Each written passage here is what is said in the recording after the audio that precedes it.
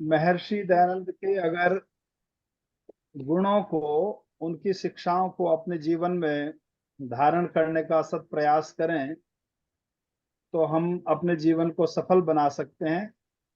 और कल हमारी जो विहंगम दृष्टि से जो वार्तालाप या जो चर्चा थी, उसी परिप्रेक्ष्य में रही। मैं चाहूंगा कि एक भजन शुरू में जो है हम रख दें, क्योंकि फिर जब बोलने का भाव बन जाता तो समय का ध्यान नहीं रहता कई बार। और अगर समय से एक भी क्षण जो है ऊपर जाए तो मुझे संकेत कर देना, क्योंकि यहाँ की घड़ी का जो टाइम है वो 11:30 घंटे का अंतर है। तो कई बार उसको इतने कैलकुलेट करो, इतना वो टाइम ऑलरेडी ऊपर हो जाता है। तो मुझे जो है मैसेज में वैसे ही बॉल के बीच में संकेत कर सकते हैं। तो उसमें कोई संकोच करने की बात नहीं है। आप जब चाहें मुझे बीच में कोई भी आपको सूचना देनी हो, कोई रोकना हो, कोई कहना हो, मुझे आप बता सकते हैं। ठीक है। तो मैंने एक बहुत पहले एक भजन लिखा था, तो मैं उस भजन को आपके सेवा में जो है रखना चाहूंगा। महर्षि दयानंद जो हैं, उन्होंने हमारे पूरे भारतवर्ष को जो है एक नव जागरण दिया। आनंद सुधा सार दया कर पिला गया, भारत को दयानंद दोबारा जिला गया। आदरणीय नाथुराम शर्मा शंकर जो थे, उनकी ये पंक्तियां आपने शायद सुनी होंगी जरूर। जो भी हमारे समाज के भजन सुनते हैं उसमें बहुत हम संलग्नता से जो है इन भजनों को सुनते हैं। तो आइए मैं एक उसी परिप्रेक्ष्य में जो है अपना लिखा हुआ गीत रख रहा हूं। वो दयालु ऋषि दयानंद कहाँ खो गया। महर्षि दयानंद अपने साहित्य में, अपनी रचनाओं में, अपने विचारों में हैं। देखा जाए तो महर्षि दयानंद नहीं खोए, उनके विचार नहीं खोए, हम कहीं भटके हुए हैं।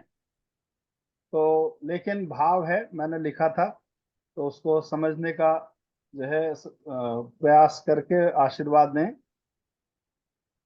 वो दयालु ऋषि दयानंद कहाँ खो गया,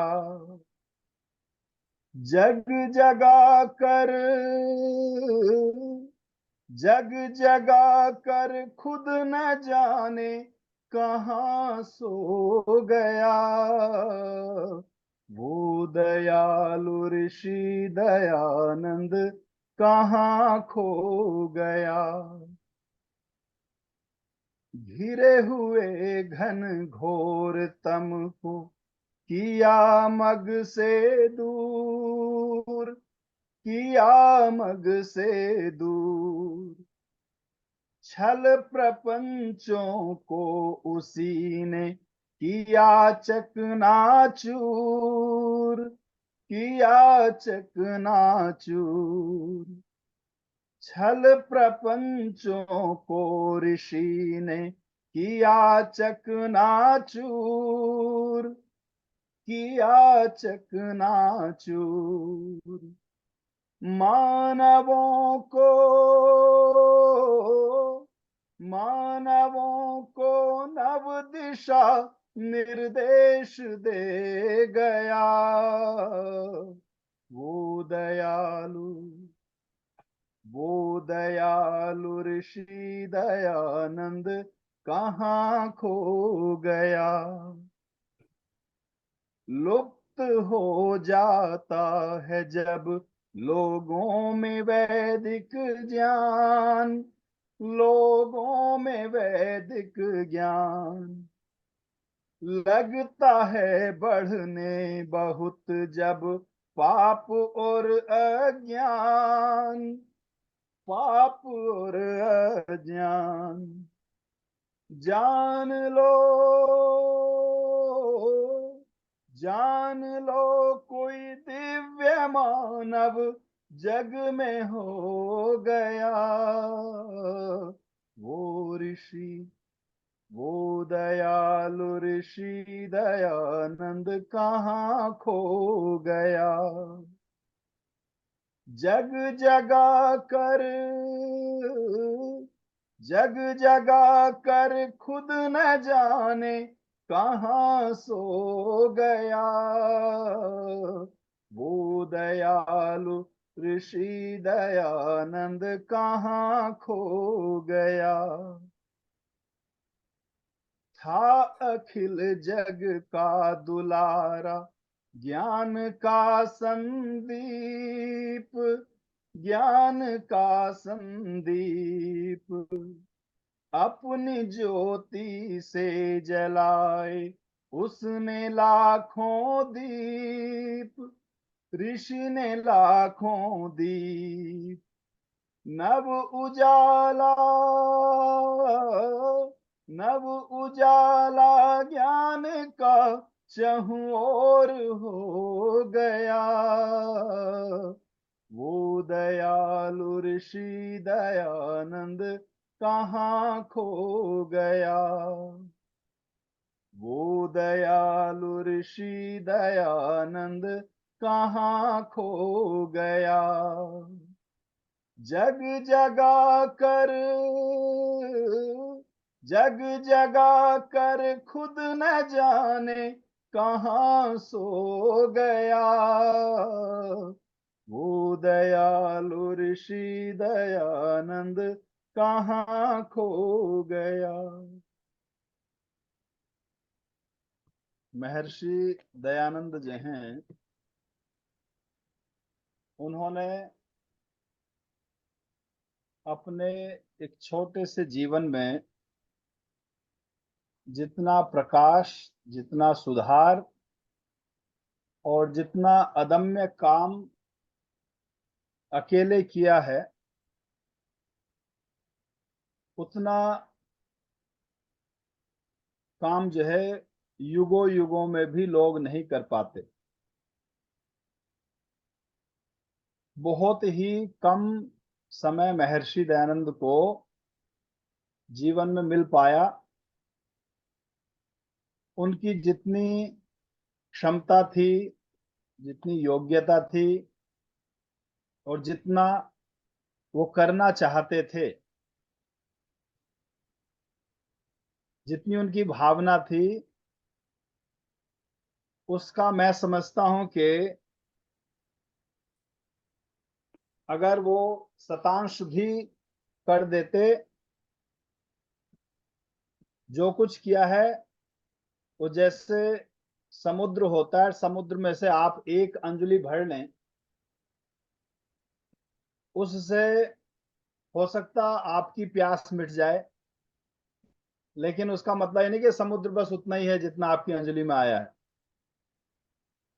महर्षि दयानंद ने जो भी लिखा है, जो भी वेदों की और अन्य शास्त्रों की व्याख्या, भाष्य और रचनाएं करके जो कुछ उन्होंने किया है, हम सोचते हैं कि बस वही ज्ञान पर्याप्त है। लेकिन अगर हम देखें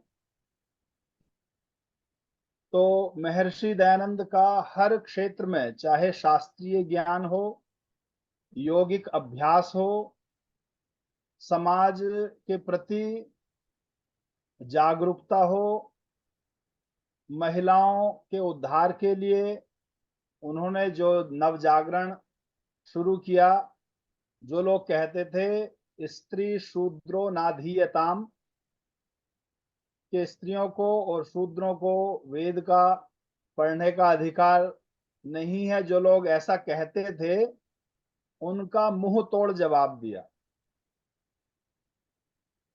और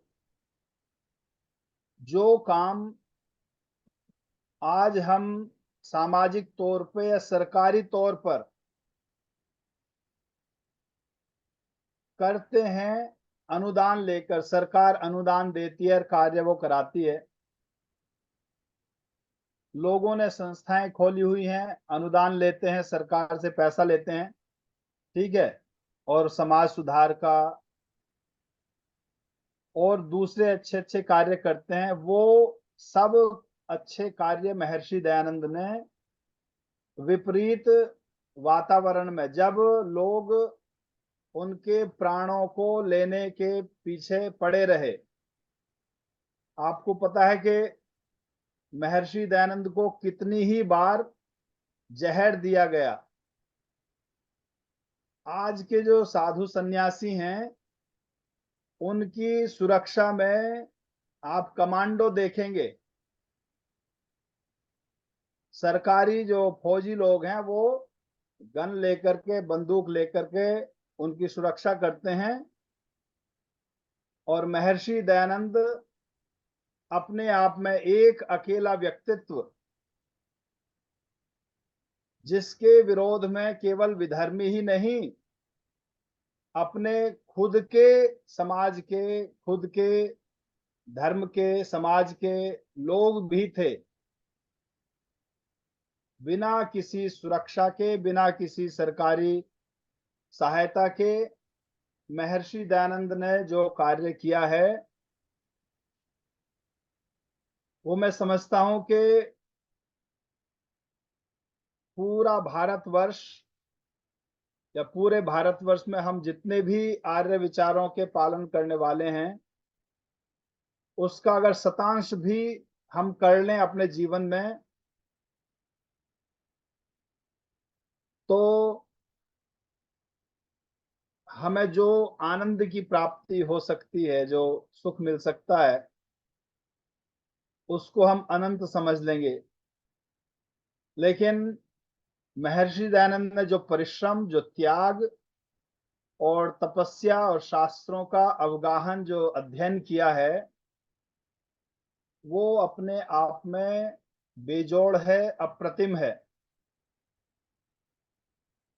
और हम केवल अपने महापुरुषों की बड़ाई ना करें। मैं समझता हूं कि उन्होंने, उनका सबसे प्रिय जो मंत्र था महर्षि दयानंद का, ओम विश्वानि देव सवितर दुरितानि परासुव यद भद्रम तन्न आसुव।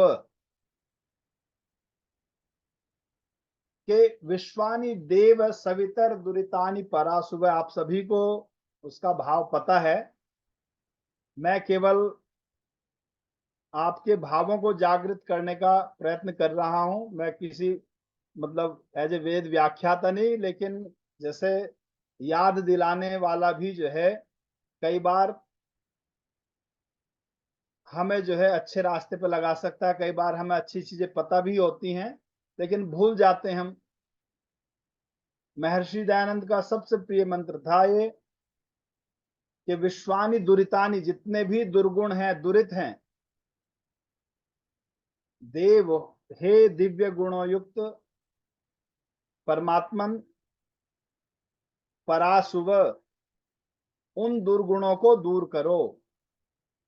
हमारे भीतर जितनी भी बुराइयां हैं, हे ईश्वर, उन बुराइयों को, हे परमात्मा, दिव्य गुण स्वरूप परमात्मा, उन सभी बुराइयों को दूर करो।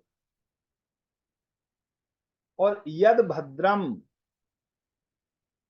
जो भद्र हैं, जो ऑस्पिशियस हैं, जो सभी के लिए लाभकारी हैं। भद्र का मतलब खाली यही नहीं कि जो मेरे लिए अच्छा हो और बाकी सबके लिए नुकसानदायक हो, वो भद्र नहीं है।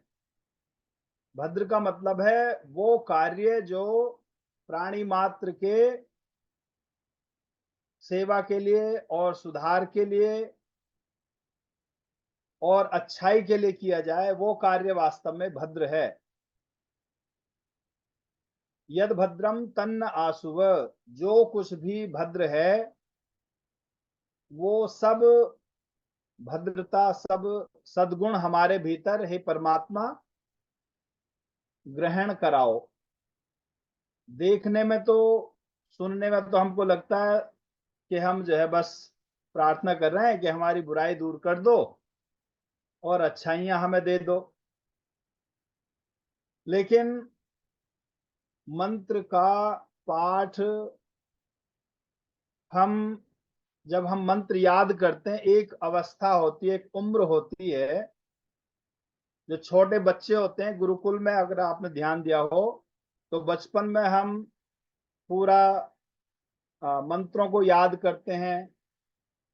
अष्टाध्यायी, योग दर्शन, सांख्य दर्शन, ठीक है, जो हमारे ग्रंथ हैं उनको कंठस्थ करते हैं, उनको जो है पूरा जो है याद करते हैं। और अगर हम सोच लें कि बस याद करना ही काफी है, याद करना बहुत जरूरी है, लेकिन हम केवल याद करने तक ही ना रह जाएं। हम जब मंत्रों को, अच्छी बातों को रट लेते हैं, याद कर लेते हैं, उसका अगला जो कदम है, अगला जो सोपान है, वो ये है कि हम उन मंत्रों के भीतर जो भाव है, जो शिक्षाएं हैं, उनको समझें। याद करने के बाद हम उनको समझें, और समझने के साथ साथ फिर हम उनको अपने आचरण में उतारें। और अगर जब आपने अच्छी शिक्षाओं को, शास्त्रों की, वेदों की अच्छी शिक्षाओं को, महापुरुषों की अच्छी बातों को अपने जीवन में यदि उतार लिया, बुढ़ापे में फिर अगर आपकी मेमोरी भी कमजोर हो गई, होता ना बुढ़ापे में याददाश्त कमजोर हो जाती, उसको बोलते हैं डिमेंशिया, है अल्जाइमर, विस्मृति। अगर किसी व्यक्ति ने मंत्रों को याद किया, मंत्रों के भावों को, अर्थों को समझा, अपने जीवन में उतारा, और उसके बाद पहला तो जो व्यक्ति इस तरीके से मंत्रों को अपने जीवन में धारण करता है, उसको कभी भी अल्जाइमर या डिमेंशिया, उसकी याददाश्त कभी नहीं जा सकती, कभी नहीं जा सकती। आप देखें, जो भी लोग वेद पाठी लोग हैं, जो मंत्रों को याद करते हैं, बचपन में जिन मंत्रों को याद करते हैं, मैं अभी अपने नाम की स्पेलिंग भूल सकता हूं, लेकिन जो गुरुकुल में जो मंत्र हमने याद किए थे, वो मंत्र जो है, कोई बोलना शुरू करे तो हमें अपने आप जो है सारे मंत्र अपने आप आने लगते हैं। तो लेकिन मंत्रों को याद करने के साथ साथ मंत्रों के भीतर जो भाव है, जो अर्थ है, उसको हमने समझ करके और फिर अपने जीवन, अगर हम उस चीज का ध्यान रखें, तभी हम, मैं कहता हूं कि आर्य समाज के सदस्य होने का लाभ उठा सकते हैं। जो वेद मंत्र हैं उनको याद करने वाले तो, जो अपने सनातन धर्म के जो दूसरी अलग पद्धतियां हैं, अलग जो है जो संप्रदाय हैं, वो सभी लोग भी मंत्र रट लेते हैं। हो सकता हमसे ज्यादा उनको मंत्र याद हो, लेकिन आर्य समाज का सदस्य या आर्य समाज का अनुयायी होने के लिए हमें चाहिए कि हमें मंत्र भी याद करने हैं, मंत्रों के अर्थों को समझना भी है, और मंत्रों के अर्थ को समझ करके उनका अपने जीवन में अनुपालन भी करना है। अगर हम इन तीन शर्तों को पूरा नहीं करते, किसी एक को ही करते हैं, तो उसमें, मान लिया आपने मंत्र तो याद कर लिए, उनके भावों को नहीं समझा, तो उतना काम तो टेप रिकॉर्डर भी कर सकता है, आपका सेल फोन कर सकता है। आप चारों वेद जो है उसमें डाउनलोड कर लो, फिर आपके सेल फोन में और आप में अंतर क्या रहा? जो मशीन है, याददाश्त तो मशीन की हमसे हो सकता है ज्यादा बेहतर हो, लेकिन मशीन भावों को नहीं समझ सकती। आजकल लोग बोलते हैं एआई, आर्टिफिशियल इंटेलिजेंस। किसी हद तक कोई सॉफ्टवेयर हुआ, चलो उसने भावों को भी समझ लिया, विज्ञान की सहायता से उसने भावों को भी थोड़ा बहुत समझ लिया। आप कुछ दो चार शब्द डालो कंप्यूटर पे, वही लेख जो है उस भाव से संबंधित अपने आप आ जाता है, जो भी इंटरनेट पे पूरी दुनिया में है। भारत में तो आजकल कंप्यूटर के लोग ज्यादा जानकार हैं। आर्टिफिशियल इंटेलिजेंस बोलते हैं उसको, एआई। लेकिन जो तीसरा हिस्सा है, शिक्षाओं को, मंत्रों के भावों को, अर्थों को अपने जीवन में उतारना, वो कंप्यूटर नहीं कर सकता।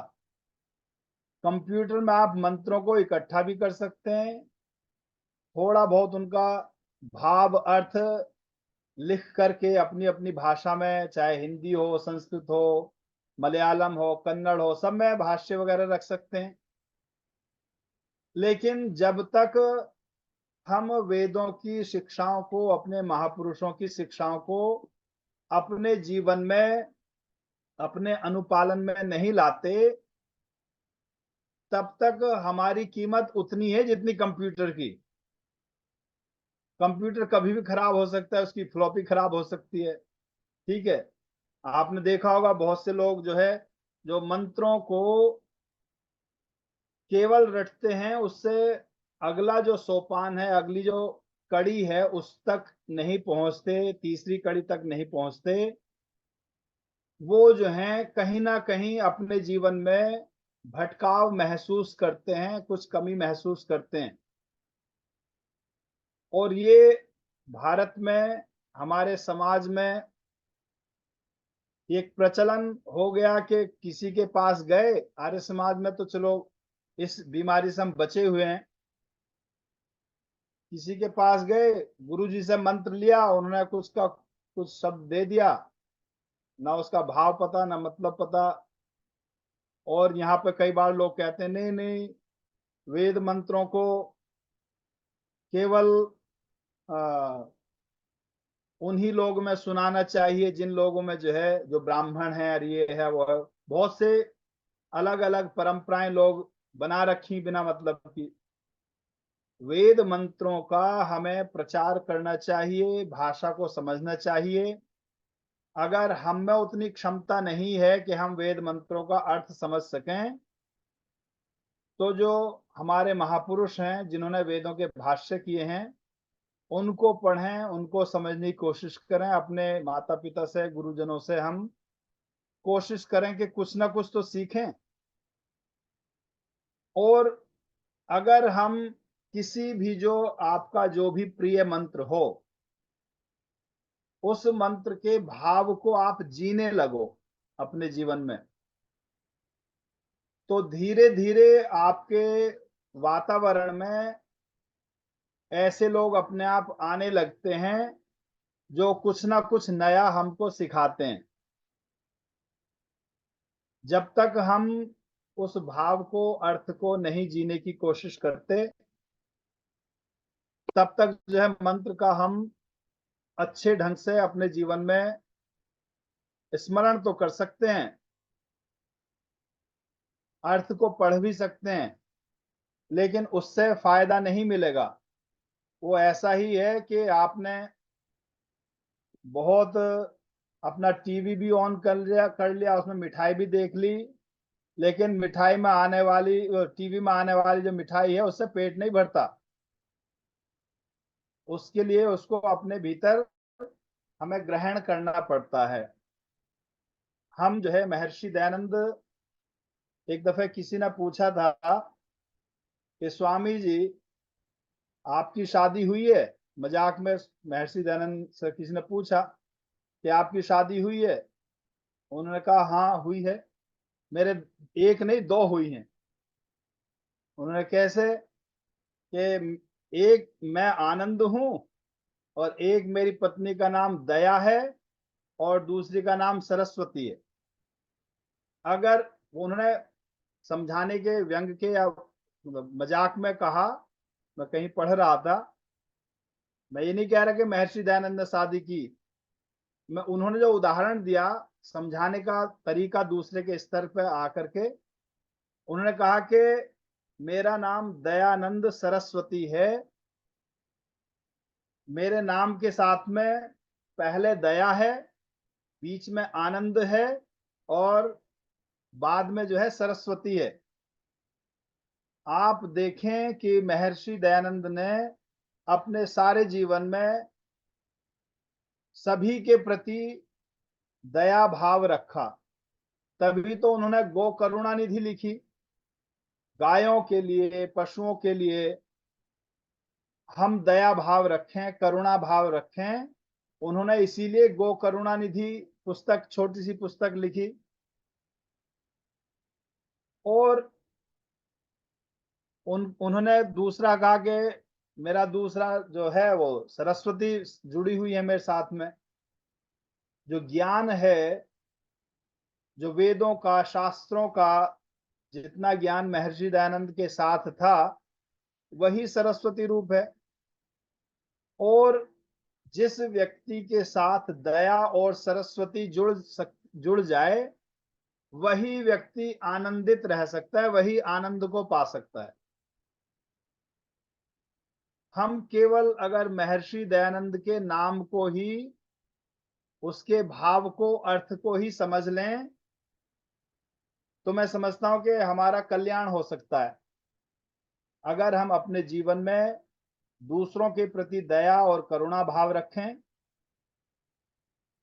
और हमेशा हमेशा कुछ ना कुछ सीखने का, कुछ ना कुछ ज्ञान लेने का, कहीं से भी ज्ञान प्राप्ति का प्रयास करते रहें, तभी हम आनंद प्राप्त कर सकते हैं। और तभी हम महर्षि दयानंद का जो नाम है, उसका अर्थ है, उसका भाव है, उसको अपने जीवन में धारण कर सकते हैं। बहुत से लोग हैं, ज्ञानी होते हैं, लेकिन आप देखेंगे जो जितना बड़ा ज्ञानी है उतना ही बड़ा घमंडी। वो दूसरों के प्रति उतनी ही धृष्टता से जो है पेश आने वाला, उतना ही अहंकार। जबकि अगर आप महर्षि दयानंद का जीवन पढ़ें, तो उनके जीवन में आपने पढ़ा होगा कि एक दफे स्वामी जी बोल रहे थे, गलती से संस्कृत बोलते समय कुछ जो है वो गलत प्रयोग कर गए। तो एक विद्यार्थी था जो संस्कृत पढ़ रहा था, वो खड़ा हुआ और उसने कहा, स्वामी जी ये जो वाक्य है, इसमें जो आपने प्रयोग किया है वो व्याकरण की दृष्टि से ठीक नहीं है, अशुद्ध है। तो महर्षि दयानंद जो थे, उन्होंने कहा कि बिल्कुल आपने मुझे सही पकड़ा, ये मेरी गलती थी। आप डॉक्टर भवानी लाल भारती जी की जो पुस्तक है उसमें पढ़े, और भी जीवनियों में आपने घटना शायद पढ़ी हो। तो महर्षि दयानंद जो थे वो ज्ञान का आदर करते थे। हम लोग जो है सोचते हैं हम ज्ञान के जो है मालिक हो गए, थोड़ी बहुत सूचना इकट्ठी कर ली, थोड़ा बहुत कहीं इधर उधर से सुन लिया, उसको हम सोचते हैं हम ज्ञान के मालिक, स्वामी बन के, मालिक बन के बैठ गए। जबकि ज्ञान जो है, हम जितना जितना ज्ञान वास्तव में पाते हैं, उतना उतना हमारा अहंकार मिटना चाहिए। जब ज्ञान से हमारा अहंकार मिटता है, तभी हम किसी के प्रति, चाहे हमसे बड़ा हो चाहे छोटा हो, पशु पक्षी हो, जीव जंतु हो, उनके प्रति हम तभी दया करुणा भाव से भर सकते हैं। महर्षि दयानंद की जो पुस्तक है गो करुणा निधि, आजकल लोग यहाँ पे विदेशों में जो है भोजन के अलग अलग तरीके हैं। कई बार जो है, मैं क्योंकि अभी दया पे बात आई, यहाँ पे हम देखते हैं लोग, शाकाहारी लोग भारतीय जो वेजिटेरियन हैं, शाकाहारी हैं, उनको लोग जो है सबसे ज्यादा कंफ्यूज समझते हैं। एक व्यक्ति कहता है कि मैं शाकाहारी हूं, मैं, क्योंकि आर्य समाज में ये बहुत बड़ा आंदोलन था, घास पार्टी और मांस पार्टी, आपने सुना होगा लाहौर में, अगर इतिहास से परिचित हैं। और अभी भी लोग जो हैं, मैं व्यक्तिगत किसी के खान पान पर आक्षेप नहीं कर रहा, लेकिन मैं एक सामान्य तौर पर बता रहा हूं, महर्षि दयानंद का जो नाम है, हम अपने आप को महर्षि दयानंद के अनुयायी मानते हैं, हम अपने आप को आर्य समाज के सदस्य के रूप में, आर्य समाज के एक अनुयायी के रूप में मानते हैं। और अगर हमारे भीतर दया नहीं है, हमारा खान पान अगर अशुद्ध है, ठीक है, आपने सत्यार्थ प्रकाश ना पढ़ी हो, आपने जो है ग्रंथ ना पढ़े हो, वेद ना पढ़े हो, अगर कोई व्यक्ति अपने आप को आर्य समाजी कहता है, और अगर वो कहता है कि आर्य समाज के संस्थापक महर्षि दयानंद है, मैं उनका जो है अनुयायी हूं, उनको फॉलो करता हूं, और वो अगर मांसाहार करता है, तो उसका मतलब सीधा सा ये है कि उसको महर्षि दयानंद के नाम का पहला ही जो शब्द है दया, उसका ही मतलब नहीं पता। और मैं समझता हूं कि इस बारे में जब मैं बोल रहा हूं तो बहुत से लोगों को हो सकता आत्मग्लानि हो, अच्छा ना लगे। मैं, मेरा भी जो है आपको खुश करने का विचार नहीं है, मेरा जो है, जो मुझे आदेश हुआ है कि हमारे जो शास्त्र हैं, ये जो हमारे सिद्धांत हैं, उनके बारे में बोला जाए। और लोग कहते हैं जी आजकल तो जो है खान पान सब अशुद्ध है, रहा नहीं जा सकता। मैं व्यक्तिगत तौर पर बताता हूँ कि जो हमारी जो पत्नी है वो कनाडा से हैं, और बिटिया है 15-16 साल की, वो वीगन है। वीगन का मतलब है, वो लोग, वो मुझे कहते हैं कि संदीप जी आप कैसे इंडियन हो, कैसे भारतीय हो, कैसे ब्राह्मण हो, हैं, कि आप दूध पीते हो, हैं, शहद लेते हो। यहाँ पे जो है, जो दूध गाय अपने आप दे, बछड़े के छोड़ने के बाद बछड़े ने पी लिया, जब उसका पेट भर गया, उससे जो बचा वो दूध पिए तो ठीक है, और वही हमारी परंपरा होनी चाहिए। लेकिन अगर आप देखें आजकल क्या हो रहा है कि जिस गाय को नेचुरल प्राकृतिक ढंग से जितना दूध देना चाहिए उतना दूध ना दे करके उसको इंजेक्शन लगा करके, साइंस से और कुछ इधर उधर करके, एक एक गाय से, एक एक जो पशु है, दुधारू जो पशु होते हैं, उनको कितना ज्यादा दूध देने के लिए क्या क्या खिलाया जाता है, किस किस तरह के जो है केमिकल, किस किस तरह की दवाइयां दी जाती हैं, और हम सोचते हैं कि ये तो पशु है, ये तो दूध देने का इनका काम है। ऐसा नहीं है। जो पशु का दूध है वो गौओं का दूध है उनके बछड़ों के लिए, और उससे जो बच जाए वो बाकियों के लिए। जब हम पशु का या गाय का दूध पीते हैं तो हम उसको पशु नहीं मानते, हम उसको माता कहते हैं, गौ माता बोलते हैं। और उसके प्रति हम केवल कहना ही नहीं होना चाहिए, अगर हम गौ करुणा निधि पुस्तक को पढ़ें तो हम समझ सकते हैं महर्षि दयानंद के क्या भाव थे। तो मैं कह रहा था कि यहाँ पे जो हमारी पत्नी है कैनेडियन है, और उन्होंने जो है कभी भी जब से मिला, अंडा वगैरह तो दूर की बात, वो दूध तक से बनी हुई चीज इसलिए नहीं चाय वगैरह पीते। तो कहते हैं कि जैसे भारत, अगर आपके पास खुद की गाय है, आपको पता है कि आप गाय को क्या खिला रहे हो, घास सब अच्छी चीज खिला रहे हो, तब तो वो दूध आप पी सकते हो। बाजार से जो खरीदा हुआ दूध है, आप उसको नहीं कह सकते कि वो 100% जो है वो शाकाहारी है। आप देखें गऊओं को कितना दर्द, कितना पेन जो है होता है। ठीक है, चलो दूध तो चलो फिर भी एक कुछ प्रतिशत मान सकते हैं, अपने अपना जो है मुंह छिपाने के लिए हम कह सकते हैं गाय ने तो दूध देना ही है, खुद ने थोड़ी पीना, लोग कहते हैं। लेकिन जो शाकाहार है वो हमारा सात्विक भोजन है। हम लोग जो है मांसाहार लोग करते हैं लोग। मुझे 25 वर्ष हो गए यहाँ पे कनाडा में आए हुए, और मैं कहीं जहाँ भी अगर भोजन करता हूँ तो वहीं करता हूँ जहाँ पे लोग जो है शुद्ध शाकाहारी भोजन करते हैं। लोग भारत में मिलते हैं, संदीप जी आप कैसे व्यक्ति हो, हैं हम इतना थोड़ी हुआ जा सकता कि हम जो है इतना शाकाहारी हो जाएं।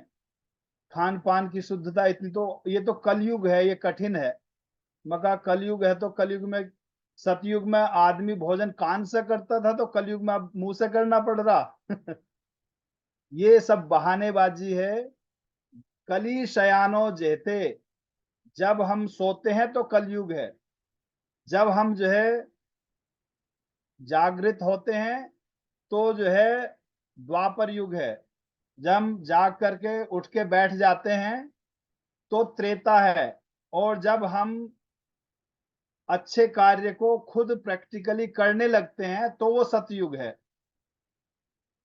तो हम सोचते हैं कि अपने आप को बचाने के लिए सिद्धांतों का पालन खुद से नहीं होता, अपनी बुराइयों को छुपाने के लिए कभी कलयुग पर धावा बोल देते हैं, कभी कह देते हैं तो जो है आ, हमारे बस की बात नहीं है, बाजार से हम चीजें खरीदते हैं। लेकिन हमें प्रयास करना चाहिए। मैं ये नहीं कह रहा कि कोई बीमार है, कोई दवाई है, कोई कुछ है।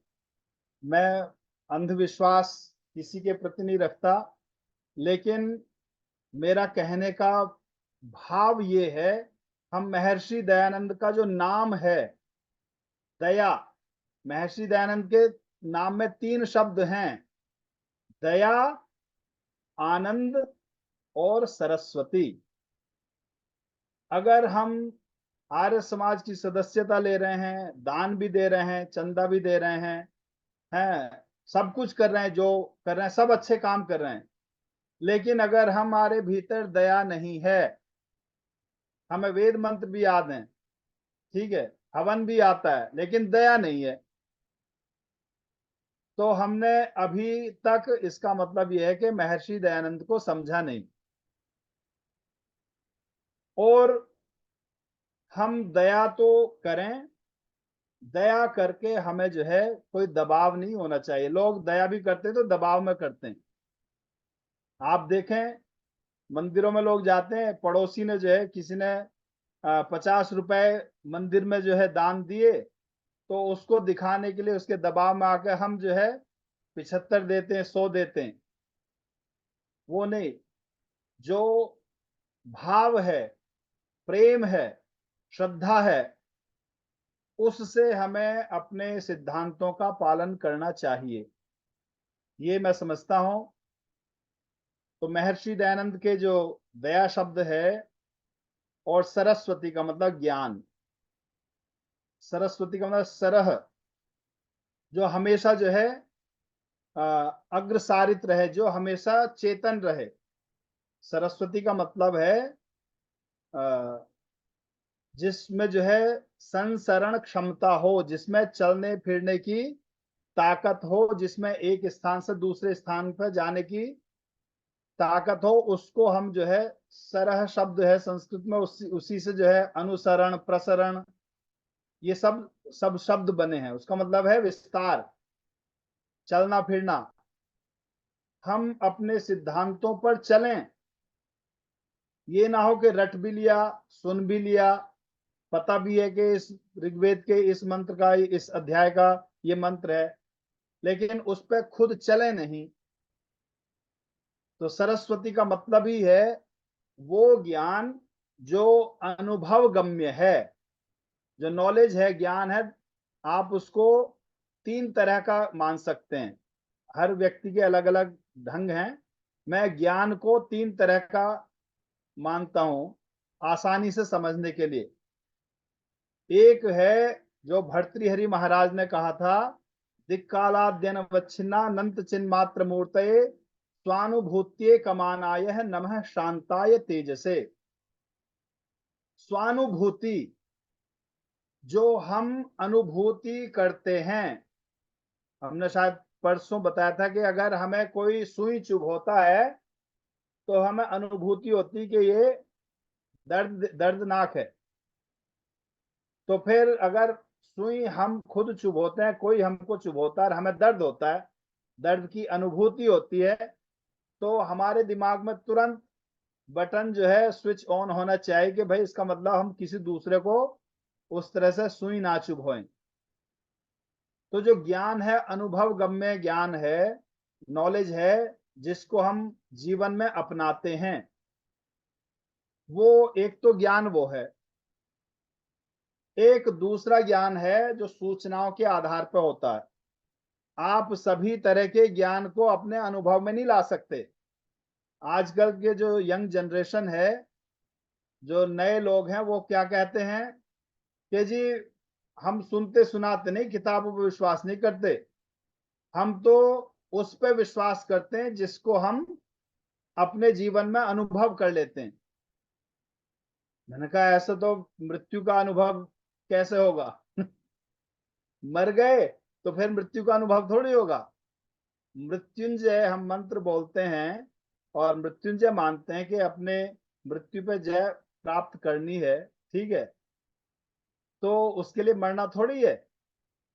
उसका मतलब है कि हम अपने जीवन को इतना विस्तार दें, इतना विकास दें, जीवन को इतना महान बनाएं कि हम मरकर भी मर ना पाए।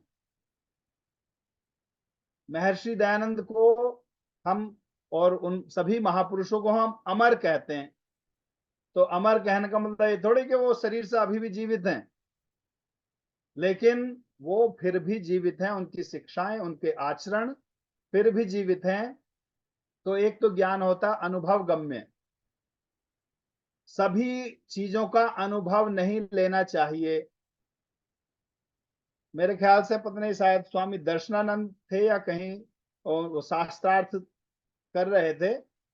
मुझे घटना सार्वदेशिक के जो सभा के प्रधान महामंत्री थे आदरणीय सच्चिदानंद जी, वो बताया करते थे।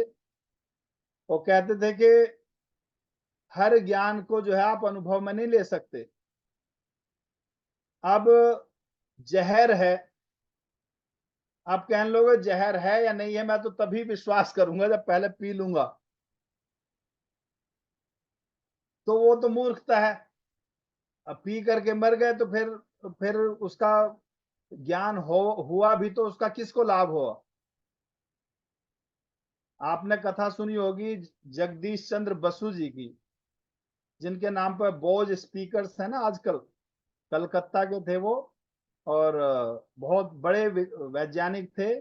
और उन्होंने जो है गुरुकुल महाविद्यालय ज्वालापुर में स्वामी दर्शनानंद जी और पंडित गणपति शास्त्री जी, उनमें महाविद्यालय के अप्रैल के महीने में बैसाखी पे 3 दिन जो है शास्त्रार्थ हुआ था सन 1910 में। 10 या 11 में, वो 10 11 में तो खैर गुजर गए थे वो स्वामी दर्शनानंद जी। तो वृक्षों में जीव है या नहीं, और वृक्षों में जीव है या नहीं, ये विचार साइंटिफिकली जो प्रूव करने वाले थे वो थे जगदीश चंद्र बसु जी। वैज्ञानिक थे। जो लोग साइंस पढ़ते हैं, बोज स्पीकर, जो उनके साइंस को नहीं जानते, जो बोज स्पीकर बड़े फेमस हैं। क्या नाम है उसका, मुख्यमंत्री उत्तर प्रदेश के थे वो पहले, अखिलेश, वो बोज स्पीकर लेकर के अपने चुनाव का प्रचार करते थे। तो जो बोज स्पीकर है वो जगदीश चंद्र बसु जी की याद में जो है उनका नाम रखा गया बोज स्पीकर। तो वो संस्कृत हिंदी के या बंगाली में वसु को उनको जो है बना दिया बोस। जानकी नाथ बसु जानकीनाथ बसु नाम था नेताजी सुभाष चंद्र बोस के पिताजी का, लेकिन अंग्रेजों ने उसको बसु का बना दिया बोस। सो ऐसे जगदीश चंद्र बसु थे, उनका नाम हो गया बोस, बोस स्पीकर। तो उन्होंने कहते हैं कि निश्चय किया कि वृक्षों में जीव है, वो प्रूव करना था, प्रमाणित करना था कि पेड़ पौधों में भी जीवन है। तो स्टेज पे गए, घटना आपने सुनी होगी, मैं संक्षेप में बताऊंगा। जब स्टेज पे गए, उन्होंने कहा कि जैसे जीवन हमारा है ऐसे वृक्षों में पेड़ पौधों में भी जीवन है। उन्होंने प्रूव करने के लिए कहा कि जैसे जो जहर है हमारे शरीर पर नुकसान करता है, कोशिकाओं में हमारे अंग प्रत्यंग को शिथिल करता है, वैसे ही अगर जहर को पेड़ पौधों में डाला जाए तो पेड़ पौधे भी उसी तरह से रिएक्ट करते हैं। तो उन्होंने उसको बॉटनिकल साइंस के थ्रू प्रूव करना था कहीं विदेश में। तो लोगों ने कहा कि भाई ये तो भारत तो उस समय गुलाम था। उन्होंने कहा ये अगर इसने प्रूव कर दिया तो फिर तो इसका नाम हो जाएगा। तो जब स्टेज पे थे वो, तो जो ऑर्गेनाइजर थे वो खुनस खाते थे कि ये इंडियन जो है गुलाम देश का व्यक्ति जो है हमसे बड़ा साइंटिस्ट बनने की कोशिश कर रहा। तो उन्होंने जो क्या किया, जो जहर था साइनाइड या जो भी जहर था पेड़ पे डालने के लिए, प्रूव करने के लिए, उसको बदल के कुछ और केमिकल रख दिया। तो जब जगदीश चंद्र बसु जी ने डाला पेड़ पे, तो पेड़ को नुकसान ही नहीं हुआ। और लोग हंसने लगे कि जो है ताली बजाने लगे, तो झूठ बोल रहे हैं कि इंडियन कहाँ से आया है। फिर उन्होंने कहा कि नहीं, मंच से उन्होंने कहा कि अगर इस पौधे पे ये जहर डालने से पौधा नष्ट नहीं होता, इसका मतलब ये नहीं कि पौधे में जीवन नहीं है, इसका सीधा सा मतलब है कि ये जहर असली जहर नहीं है। उन्होंने कहा ऐसे तुम कैसे प्रूव करोगे? तो उन्हें पूरी जो वो था, जो बोतल थी वो पूरी खुद पी ली और कहने लगे कि मैं खुद अपने आप को प्रस्तुत करता हूं कि अगर इस जहर को पी करके मैं मर गया तो इसका मतलब ये जहर असली था, मेरा सिद्धांत गलत। और अगर मैं जीवित रहता हूं तो कहीं ना कहीं किसी ना किसी ने जो है गड़बड़ की है। और वही हुआ, बोलते रहे, कुछ भी असर नहीं हुआ। बाद में फिर आकर लोगों ने माफी मांगी कि हमने तो जो है आपको नीचा दिखाने के लिए की थी। फिर उनको जो है, अगर आप सभी उनके बारे में पढ़ेंगे तो समझेंगे। तो कहने का मतलब ये है कि हम महर्षि दयानंद के नाम को ही अगर अपने जीवन में उसके भाव को उतारने, हमारे भीतर दया होनी चाहिए, और दया के साथ साथ हम में जो है ज्ञान भी होना चाहिए। लोग दया करते हैं लेकिन उनको पता ही नहीं होता। लोग जो है पत्थर पर जो है दूध चढ़ा रहे हैं, सोचने के पत्थर दूध पी रहा, ठीक है। दया हो रही।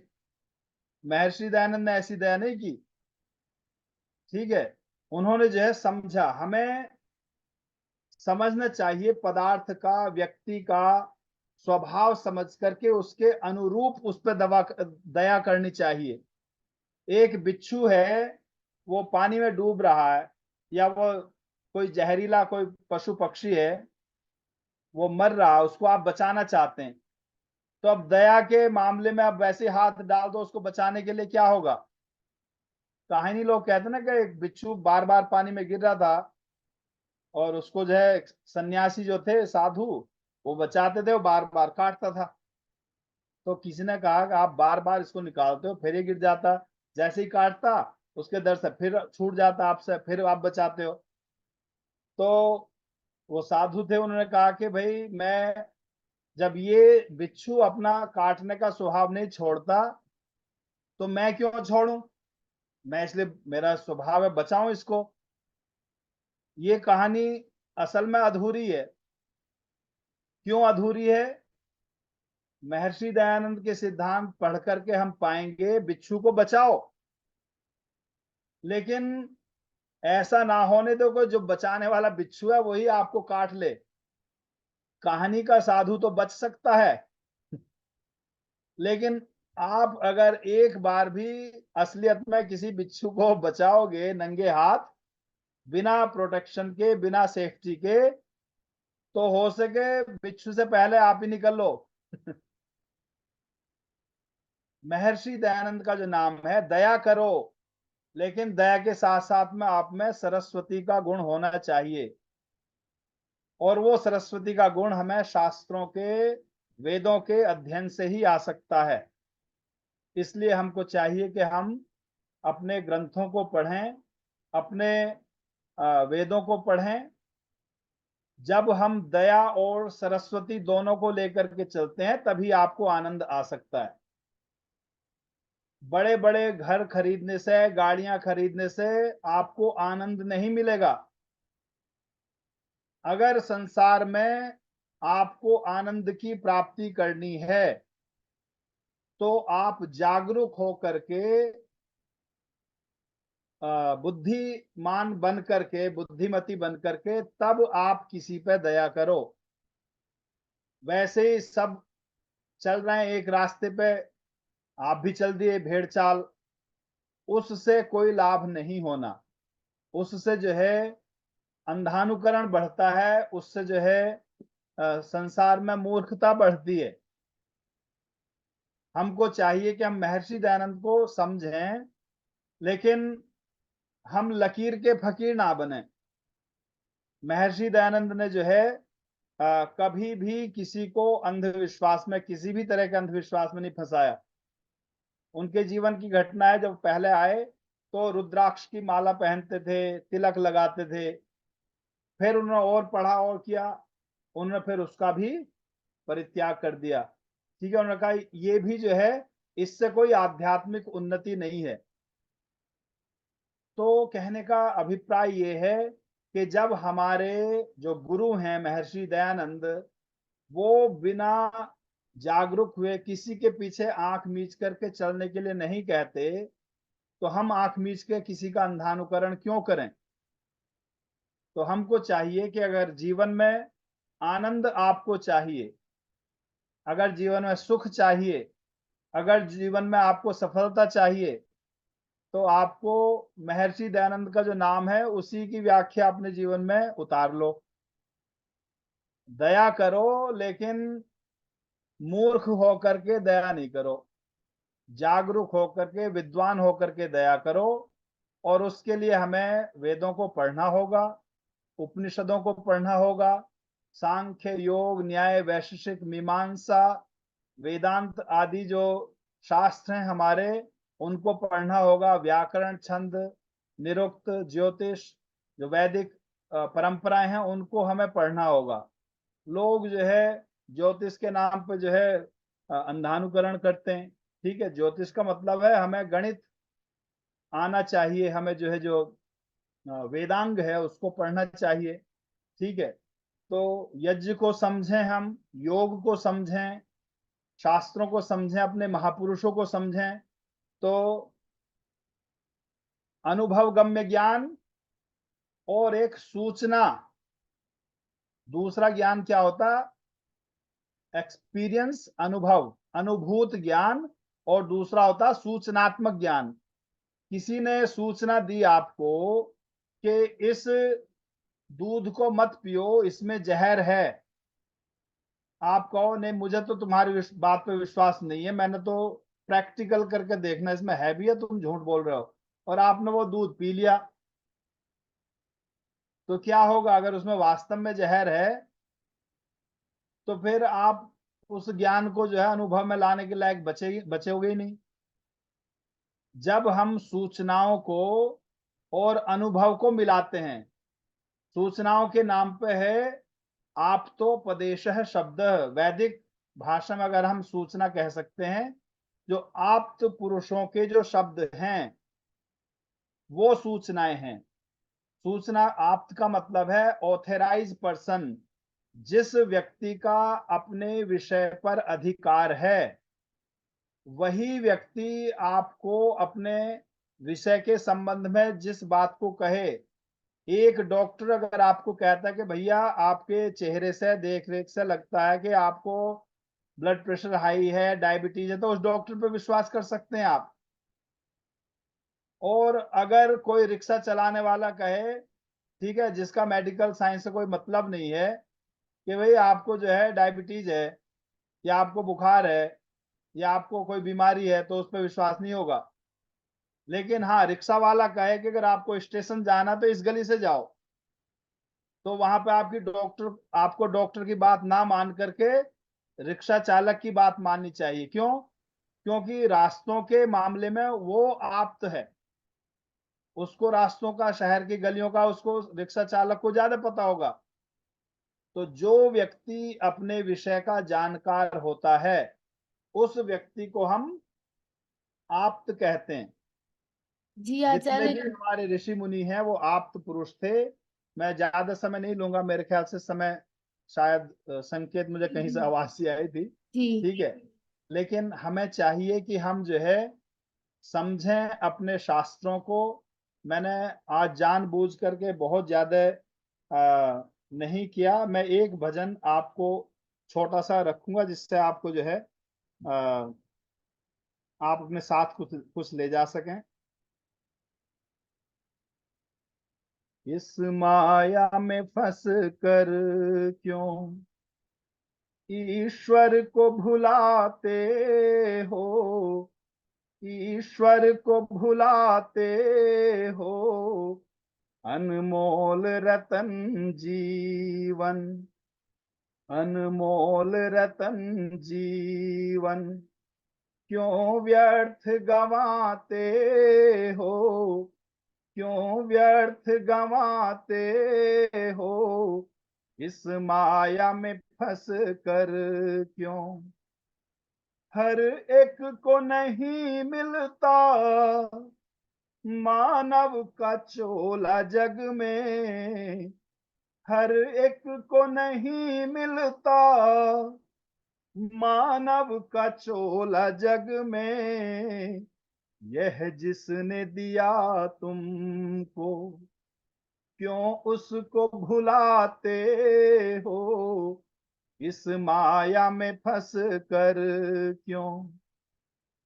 बच कर नजर से जिसकी नहीं काम कोई होता, बच कर नजर से जिसकी नहीं काम कोई होता, चालाक समझ खुद को, चालाक समझ खुद को, क्यों पाप छुपाते हो, इस माया में फंस कर क्यों। बिन आंखों देखता वो, बिन कानों सुनता सबकी, बिन आंखों देखता जो, बिन कानों सुनता सबकी, रंग रूप नहीं कोई, रंग रूप नहीं कोई, क्यों मूर्ति बनाते हो, इस माया में फंस कर क्यों। जगमग जगत से जिसकी, जगमग जगत चमकता है जिसकी रोशनी से, जगमग जगत चमकता है जिसकी रोशनी से, संदीप कहो उसको, संदीप कहो उसको, क्यों दीप दिखाते हो, इस माया में फंस कर। बहुत बहुत धन्यवाद। अगर मैंने समय ज्यादा ले लिया हो तो क्षमा करना। फिर जो है जी जी बहुत बहुत धन्यवाद। जी। दादाजी वेद प्रकाश शर्मा जी।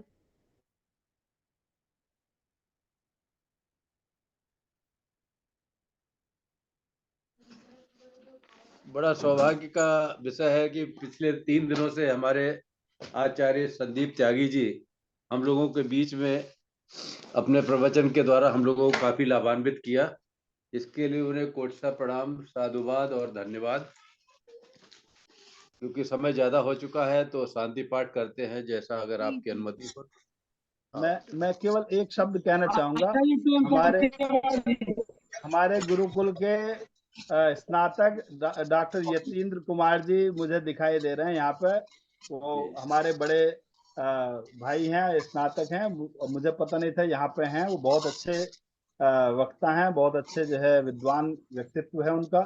तो मैं विशेष रूप से व्यक्तिगत रूप से मैं इस माध्यम से उनको प्रणाम करता हूँ और सभी को जो है सादर अभिवादन, नमस्ते। आचार्य जी नमस्ते। मेरी आवाज आ रही है जी आपको? हाँ जी, हाँ जी। आचार्य जी, कल मैंने आपसे प्रार्थना की थी कि आर्य समाज का गत 50 वर्ष का इतिहास लिखा जा रहा है। डॉक्टर राकेश कुमार आर्य जी इतिहासकार हैं, वो लिख आप रहे हैं और सार्वदेशिक मुझे सभा आप में। हाँ, हाँ मुझे जी आप संपर्क कर लेंगे तो मैं उस संबंध में बात कर लूंगा। ठीक है, जी।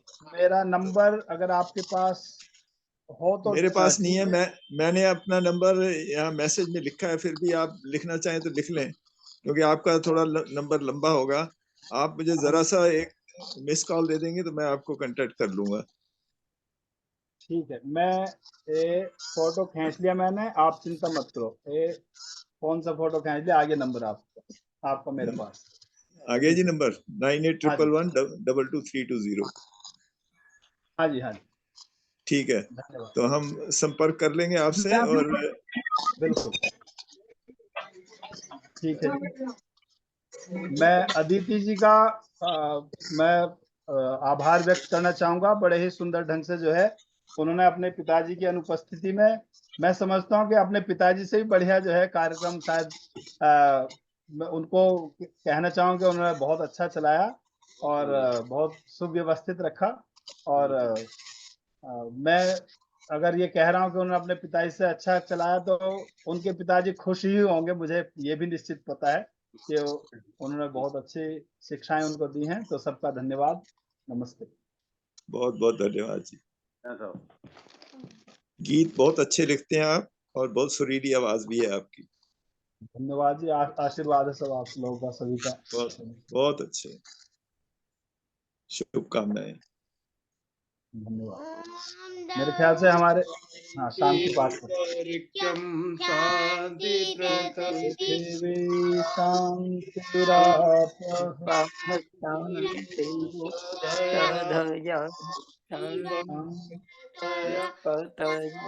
शान्तिर्विश्वे देवाः शांति ब्रह्म शांति शांतिरेव शांति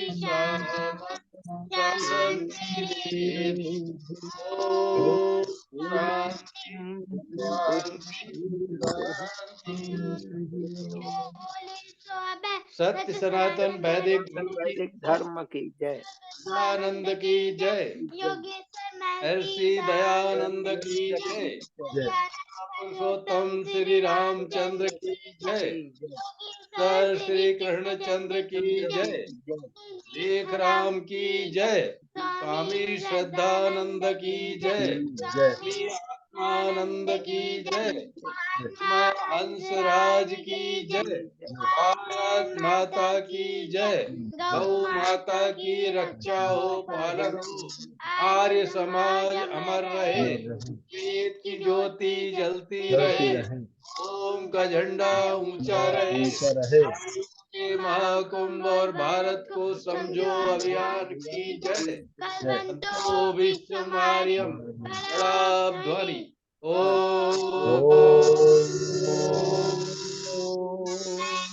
अभिवादन सबको नमस्ते जी। ओम सर्वेभ्यो नमः। आप सभी को सादर नमस्ते, शुभ रात्रि। शुभ रात्रि, सबको नमस्ते।